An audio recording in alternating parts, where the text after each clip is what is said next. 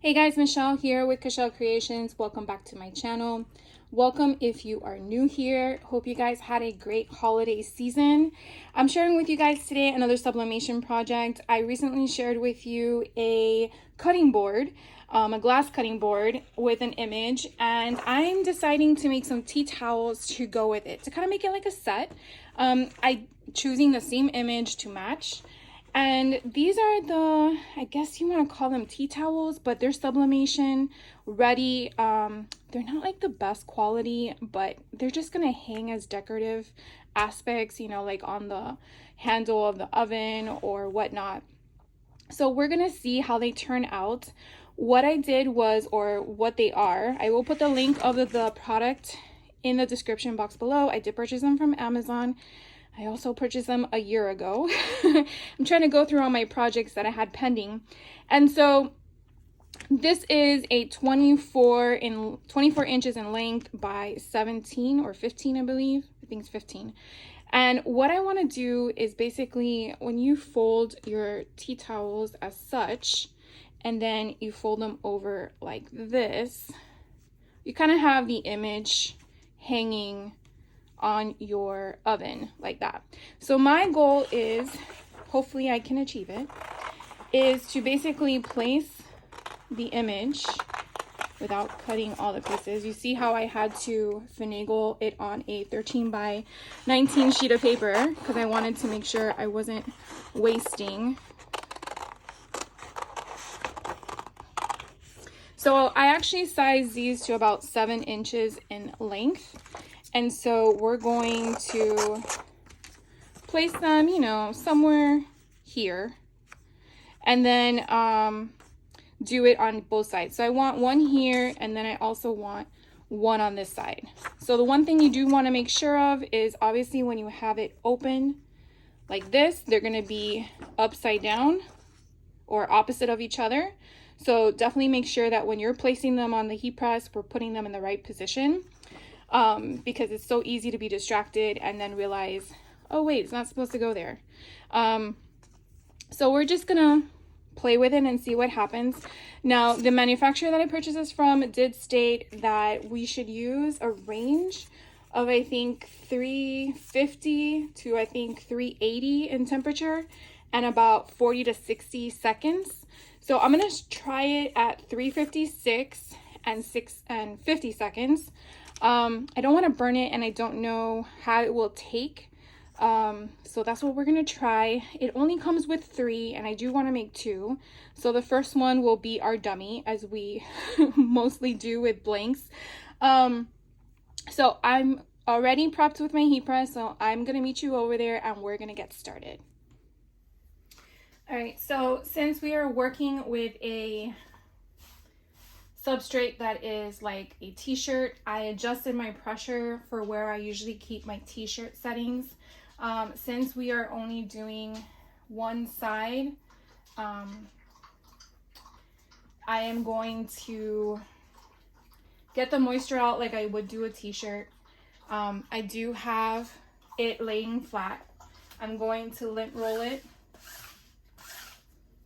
making sure you don't burn yourself, so be careful. And then I'm just going to press it for 5 seconds, making sure, I guess, I have the right pressure as well. Get that moisture out. Also flattens your substrate as well. So kind of now I know I'm having a general idea as to where I want to place my image. And again, you do want these mirrored because again, these are going to go down like this where the image is going to be upright. So if you do have any personalization, words or whatever, definitely keep that in mind. So I am just going to kind of gauge where it might be, and I guess hope that it's right. Now this does have an edge to it. And you know what? I'm probably going to use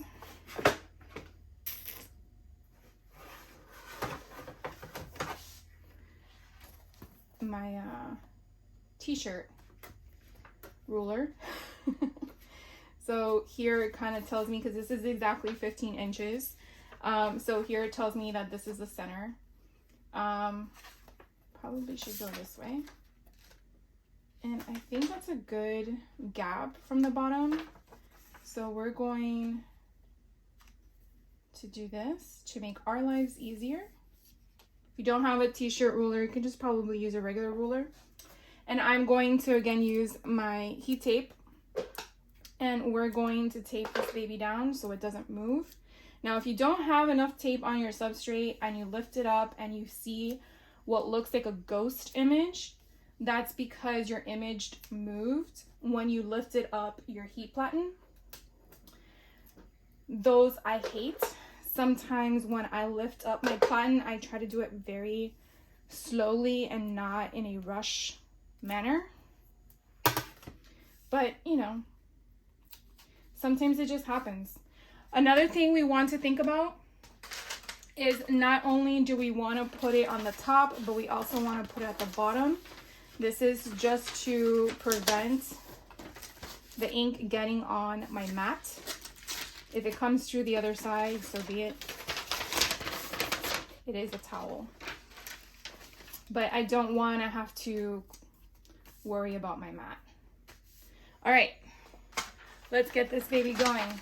Okay, so we have both images laying flat. We're going to press this for 50 seconds and I will be back when it's ready. All right, so I'm getting my heat gloves on, and you'll see when I lift this up, I'm gonna lift it very slowly. And again, that's just to prevent as much as possible from any shifting.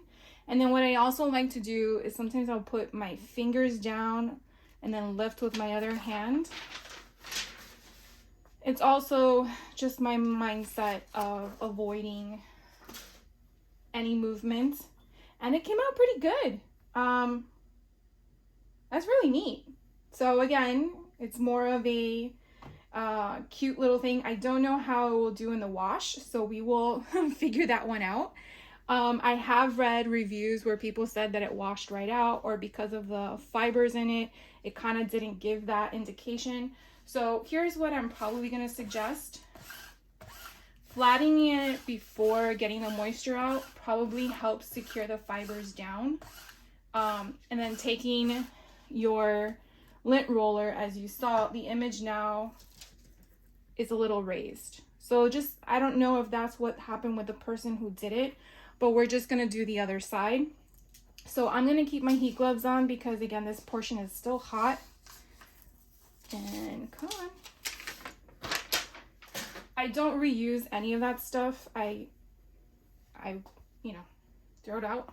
So again, like I talked to you earlier, we definitely want to make sure, as you see, that image is facing the opposite direction. So we're going to place this image facing me because we reversed it. And since that's already flat and we didn't use this side, what we're going to do is the same thing. I'm going to use my lint roller, get all the lint off that is able to come off. We're going to get the moisture out of this one as well. So I'm just going to press it for 5 seconds. Okay. Now I'm going to use my t-shirt ruler. Getting the same height from the other side will be tricky, but I want to say it's probably right there. I'm going to take my other image again, and what I did last time was I kind of like met the two in the middle. You can kind of get an idea as to where the images are and kind of like gauge where the center might be. And I just do a crease right there. You can tell that it's not really going to affect the image, and that kind of gives me a point of reference. So there should be the middle. I really want to say that was the same amount of gap as the other side, but I don't think you're going to notice unless you inspect it. So again, I'm going to do the same thing. I'm going to tape on all 4 sides. In the past, I would only tape 2 and I would get ghosting. And yeah, so it just depends on how your method of sublimating works for you. Everyone does have their own techniques. I just want to share mine in case it helps you. But whatever is working for you is working for you. Keep doing you. All right, so we're going to now do the same thing. I'm going to put some butcher paper underneath just to make sure that the image or the ink doesn't come through. And it just shifted for some reason. And then we're going to get another one to go on top. And now we're going to press that for 50 seconds. And then I'll be back when it's done. All right, it's about ready. I'm putting on my heat gloves. You definitely want to be careful because it's like an oven in here. It's really hot. And I'm going to do the same format. I'm just going to put my fingers down to kind of help that up. And then do the same thing. And I got the nice, now this one actually looks a little bit higher. So just, again, how it goes. And then you can use your lint roller again, bring it up to kind of get that image from not being flat. And I can go both ways. The image is the same. And then if we fold it in half, you have an image there and an image on the other side. So hopefully you guys can see that. So I'm gonna go ahead and do the next one, and then I will meet you at the table. So sit tight.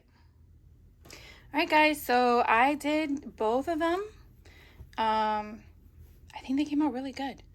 So I cannot wait to give them to my mom.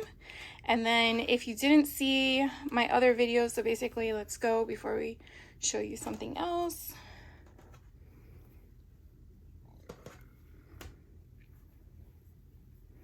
So that kind of gives you an idea of how it would look.